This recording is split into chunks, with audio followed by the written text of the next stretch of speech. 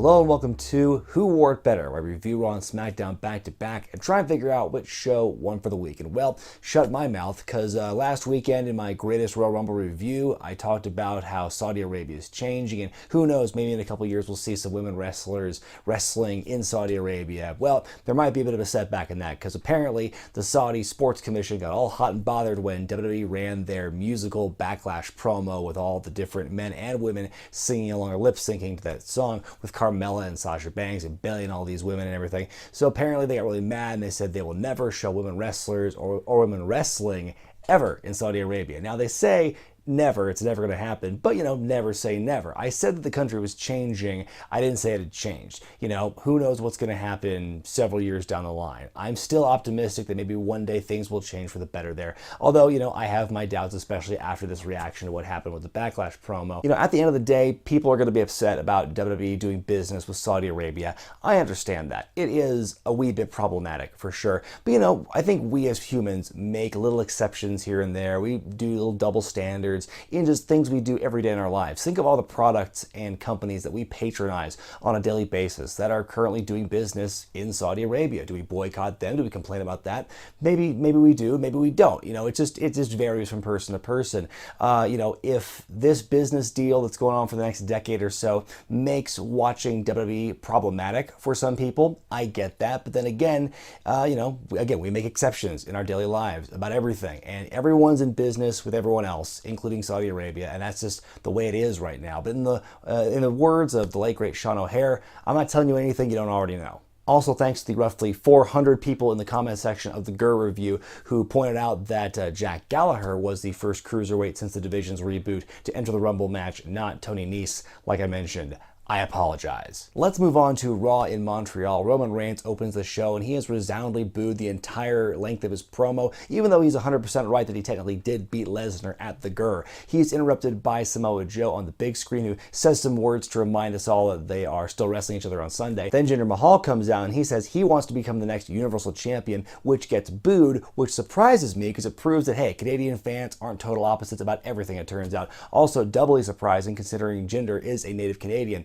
Out comes Sami Zayn, gets a big pop because he's from Montreal. He speaks some French. He says it was vertigo that kept him out of the GER on Friday, which I think, yeah, sure, let's just say that's the reason. It's actually a pretty brilliant way to creatively get around the fact that Sami couldn't be at the show in Saudi Arabia. So he comes out, he challenges Roman Reigns to a match. Out comes Kevin Owens to an even bigger pop, and he speaks some French, and he says he wants to face Reigns. He hosts a little popularity contest, who should face Roman Reigns. He wins, and then a big brawl, gang beating on Reigns ensues. Bobby Lashley comes out in his weird capri pants to try and save the day. Then out comes Braun Strowman. He helps Lashley and Roman clean house. A 6-man tag is scheduled for later in the night. I think this will mark the first time since Survivor Series 2016 that Roman and Strowman have been on a team together. Of course, back then they were still rivals, and now they seem to be begrudging allies, and they're both technically, in the case of Roman Reigns, babyface. I mean, geez, what an opening segment that was. Lots of different angles happening here. A lot of crazy reactions for a lot of different people. I was kind of surprised that Owens and Zayn didn't try and heel on the people of Montreal.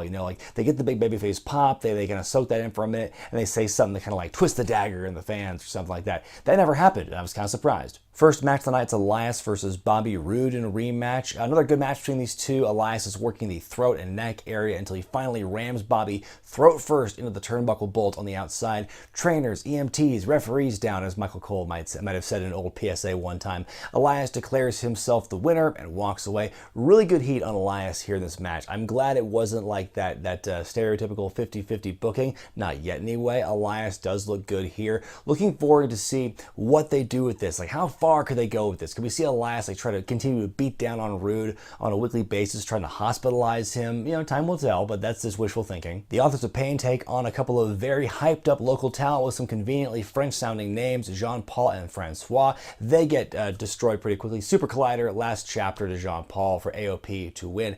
AOP cut a promo. They sometimes forget to bring the microphone to their face when they're talking, but very intense by all guys involved. And props to Jean-Paul and Francois for doing as well as they did. Seth Rollins comes out to celebrate his big win at GER. He gets a big ovation from the people of Montreal. As he's talking, Finn Balor interrupts and challenges him to an Intercontinental Title match that night. Seth does say, well, I do have a match with Miz at Backlash, but, and Finn goes, I like that but. Oh, Finn, you're so incorrigible. Seth accepts the challenge, and out comes the Miz Taraj to keep the story that they're going from the last week, where they're trying to each get with Seth and Finn into their respective groups.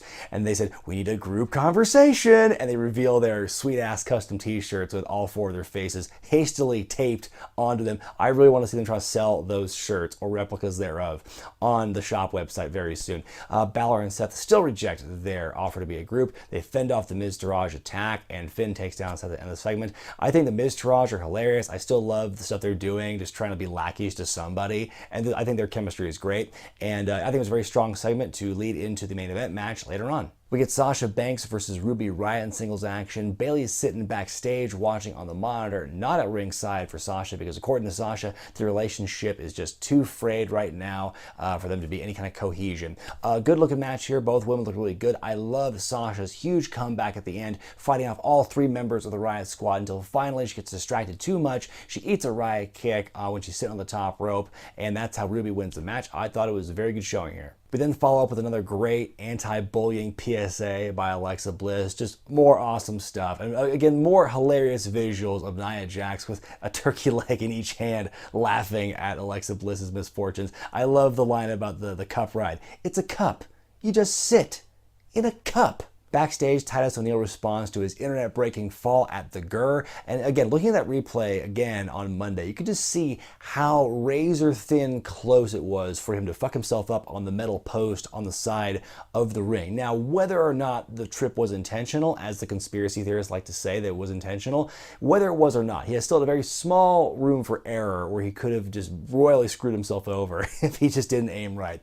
Anyway, he shrugs it off. He's interrupted by Baron Corbin, who mocks him for what happened at GER and leaves the Baron Corbin era. We get a funny little promo from Matt Hardy about how he and Bray have been there since the beginning of time. Some little funny photoshops with them, their faces on cave paintings, and crossing the Delaware and being a part of V-Day. Really funny stuff. It was just I really enjoyed the segment between the two of them. We had a six-man tag as Roman Reigns, Braun Strowman, and the surprisingly mute Bobby Lashley taking on Kevin Owens, Sami Zayn, and Jinder Mahal. Corey Graves with the line of the night where he says, "Why do you think my hair is so big? It's full of secrets." Strowman with the hot tag, and again just destroys Kevin and Sami Zayn, just checks them again and again. That stuff is always hilarious. I love the finish. Jinder eats the biggest spear of all time, it seems. KO super kicks a bunch of dudes, goes for the cannonball to Strowman, but Braun just gets right back up, grabs him by the throat, picks him up for a power slam, slams him down to win. A good match and a great finish. Baron Corbin takes on No Way Jose, and Baron Corbin is anti-fun. He hates fun. He wants to ruin fun for everybody,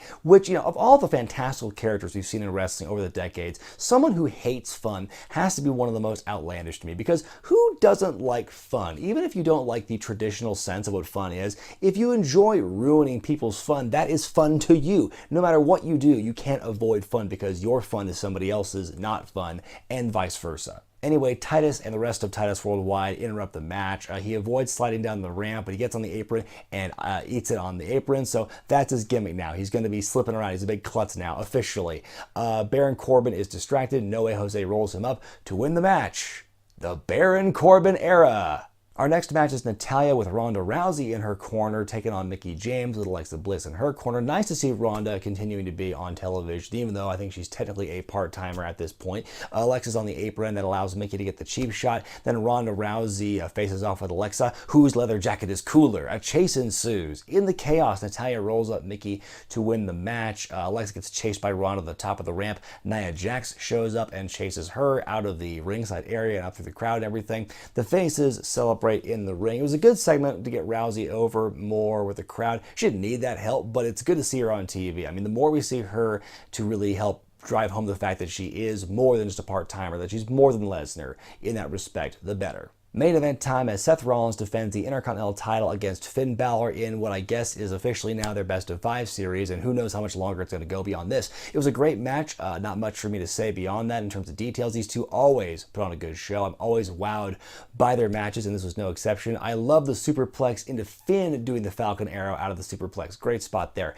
After a really cool, competitive, could go either way kind of closing sequence, Seth wins with the curb stomp. Great match. I loved it. SmackDown begins with an announcement by Paige saying that as a result of what happened at the GER between AJ and Shinsuke, their match at Backlash will be no DQ. We then go to Miz TV, where Miz announced that Daniel Bryan is banned from his show because he no-showed last week, ignoring the fact that Daniel was beat up backstage by Cass. His guests for this week are Jeff Hardy and Randy Orton, who are facing each other for the U.S. title at the pay-per-view. Miz is trying to stir the pot between them, kind of like what he did between Seth and Finn on Raw. But Orton and Hardy are not having any of it, and oh my God, they're trying to remind people about the SmackDown top 10. Like Miz invoked the top 10 when talking about Orton. No, stop trying to make that thing a thing, okay? It's not a thing. It was literally brought up to justify a feud between Orton, Jinder, and Bobby Roode for WrestleMania, and that was it. Nothing else, nothing more. It was a terrible idea. Don't invoke the spirit of the SmackDown top 10. We don't need that anymore. Shelton Benjamin comes out, and I feel that ever since he broke up with Chad Gable in the Superstar Shakeup, we've seen more promo work from him in those 3 weeks than we had in the previous year he's been back with the company. Anyway, he says he wants a U.S. title shot. A brief scuffle breaks out between all 4 guys. Jeff goes for the Whisper in the Wind and hits it this time on The Miz. I feel that upon impact, a lot of Miz's jacket just kind of fell apart. All the baubles and little accoutrement of his jacket just started falling off there. And we have a tag team match, playa. So Miz and Shelton team up against Jeff and Randy here. It's a good match, if only hampered by a painfully predictable setup. I feel that happens way more often on SmackDown than it does on Raw. I mean, I haven't crunched the numbers myself, but I feel SmackDown does that a lot more. Again, invoking the spirit of Teddy Long. Orton hits Shelton with the RKO. Hardy hits the Swanton on Shelton to win the match. Immediately after the match, Orton hits Jeff with the RKO to really establish that, hey, you know, we may be cool at Miz TV, but I'm still going to go for that title at Backlash. I guess now we just wait and see where Shelton fits into the U.S. title scene in the weeks to come. I hope the fact that they're having him here, getting involved, means he's going to be next in line no matter who wins on Sunday. We get a lot of backstage promos here. We get the Iconics and Carmella. We get the Bar talking to the New Day, setting up a match with Sheamus and Xavier Woods. But then we get one backstage with Rusev and Aiden English talking. Lana shows up and approaches Rusev and says, you know, something's holding you back. And they're going, what could it be? And then Aiden English walks back in. He says, get his coat. And like, no, say it isn't so. Please don't break up Aiden and Rusev. That team is awesome. Aiden is the secret ingredient to the success of Rusev Day. You cannot be throwing this good thing away, WWE.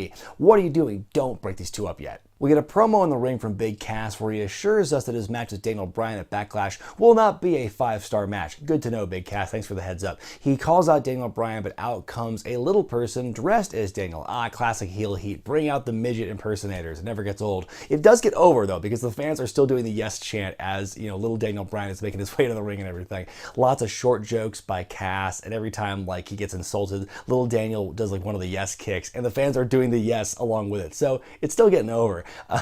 Cass tells the guy to take a bow, and then he flattens him with a boot, gets an asshole chant, or maybe it's a casshole chant. We then get a promo in the ring from AJ Styles where he says that Shinsuke is going after the wrong jewels, and then he says he should have left them sucking sand in the Arabian desert. Not very often get a chance to use a line like that in a promo, so points to AJ for that there. He calls out Shinsuke, but out comes Samoa Joe, and immediately the TNA chants start being heard in the arena in Montreal. Joe says that after Backlash, no matter who wins, he's coming for the title. Shinsuke's music hits, and Samoa Joe turns around getting ready to fight him at the entranceway, but instead Shinsuke sneaks in from behind and hits the Kinshasa on AJ Styles in the ring once again. Hits him with the Kinshasa for real. I love Shinsuke's facial expressions here after he lays out Shinsuke, kind of like laying next to him, like, yes, kind of like this evil look. It's just great stuff. We then get Sheamus versus Xavier Woods. Sheamus' cutoff is when he throws Xavier head and neck first into the bottom rope and he snaps back. It's very reminiscent to when Enzo got hurt for real doing that a couple of years ago. And I even mentioned back then that if they can make it look good, that is a great example of a worked cutoff to really cut somebody off, but make it look devastating. This one didn't look so good though. In the slow-mo replay when they showed it, it really exposed, didn't look quite as devastating. The match ends when Cesaro medals. He avoids getting attacked by Big E and Kofi, does a strut, but then gets hit by Xavier Woods to the outside. Sheamus tries to capitalize, but Xavier pins him with a small package to get the upset win. So good match here. Backstage, Absolution is officially dead. Sonya Deville and Mandy Rose come up to Paige and try and curry favor with her and try to get special privileges and special treatment because of their alliance on Raw. But Paige is having none of it, and she's putting Mandy in a match with Becky Lynch next week, and she says Absolution is dead, and they have a kind of an awkward pause at the end, and that's it. I was a little disappointed to see that. I would have liked to have seen Paige kind of giving some preferential treatment to Mandy and Sonya, kind of like straddling that line a bit, not being a full-fledged heel authority figure per se, but kind of like recognizing the relationship that she has with Mandy and Sonya and kind of like playing that into their favor a little bit. Kind of sad we didn't get to see any of that. Main event time, a 6-woman tag as Charlotte, Asuka, and Becky Lynch take on the Iconics and the women's champion Carmella. This was a good match, but there was so much screaming. Seriously, the entire heel side was just a whole bunch. It was a cacophony of shrieks and screams and yelps. I had to mute my television because I was literally getting a headache watching that match because they were so loud.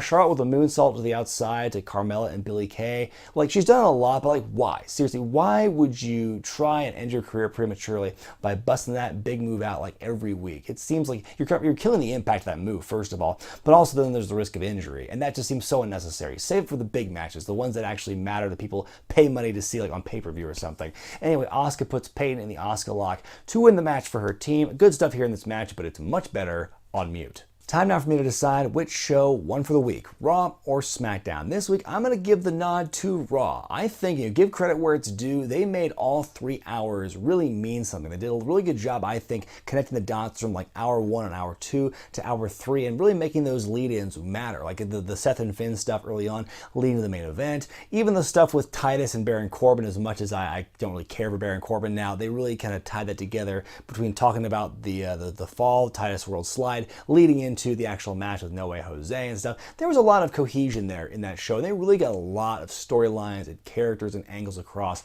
in that 3 hours. They really made that time frame count. SmackDown was very strong as well. Don't get me wrong. I think I'm not taking anything away from them. I think both shows did a very good job selling Backlash with the limited time frame they had. They were so focused on selling the greatest Royal Rumble, they didn't really have a whole lot of time to devote all their attention to Backlash until this week, which is unfortunate, but that's kind of a consequence of what they were doing there in Saudi Arabia. So both shows did as good a job as they could, but I think ultimately I'm going to give Raw the nod. I loved the Ruby Riott and Sasha match, the Miz Taraj antics, Seth and Finn, Alexa Bliss, the Matt Hardy Embrace stuff, the 6-man tag. There was a lot of good stuff on Raw, in my opinion. And with the things I didn't like about Raw, Baron Corbin, just Baron Corbin. I'm kind of tired of him. SmackDown, what I liked about that show, the big Cass promo. I think that was really, the classic stuff always works for getting heat. Sheamus and Xavier was a good match. It exceeded my expectations. The 6-woman tag was a great main event. The bland opening tag and the premise for setting up that tag team match,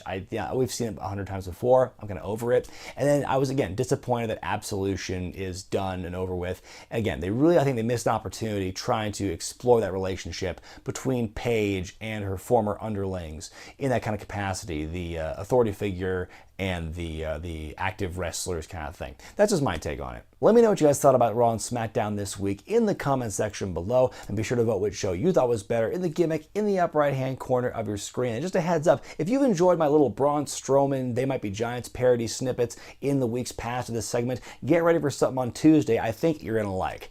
I'm Brian Zane, and I'll see you next time.